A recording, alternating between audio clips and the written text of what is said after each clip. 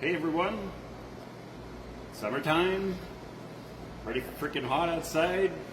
Nice to be in the AC shop, thinking about sleds, working on sleds. So I'm doing my maintenance, summer maintenance on my 2023 Enduro 900R. Started by doing the simple stuff, blow air into the primary and secondary clutch. I have put N2 suspension heavy duty rollers last season. Just have a quick check, they were perfectly fine. And then primary, blow air to it, go over the rollers, grease them with the little BRP tool, put new grease back in them so they are free and moving. Little hint, little knack, built myself a little stick. So then when I go to clean or to sand the primary, I can get down in there without risking my fingers. Because compared to a PB clutch, there's lots of stuff sticking out. Another little hack is have some kind of a little container that you can turn around and cover your turbo inlet pipe, so at least nothing falls in when you're either blowing crap around or working drop screws. So it's always very important to cover that.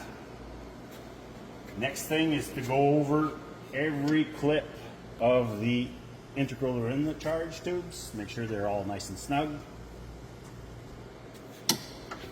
Going around. Go over the intercooler. It always tends to have stuff hit it.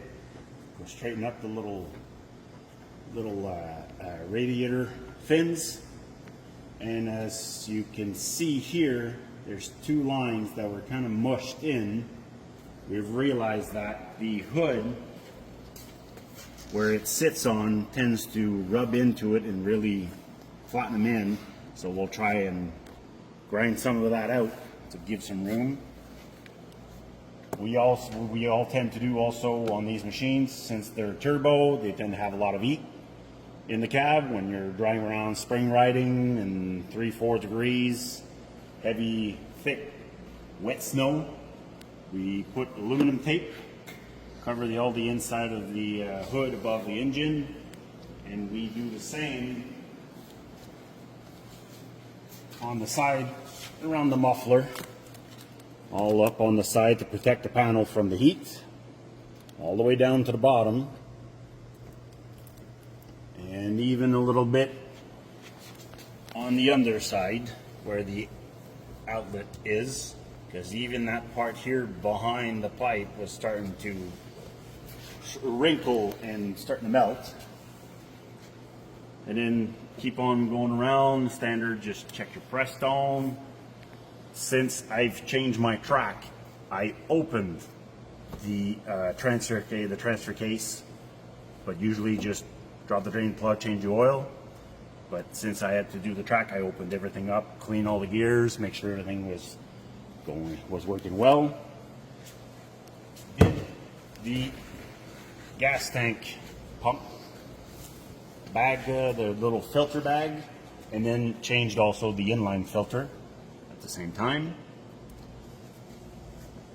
Standard procedure every season of 5,000, 6,000 kilometers. I had changed the gas pump last year because I found this year they are actually pretty clean.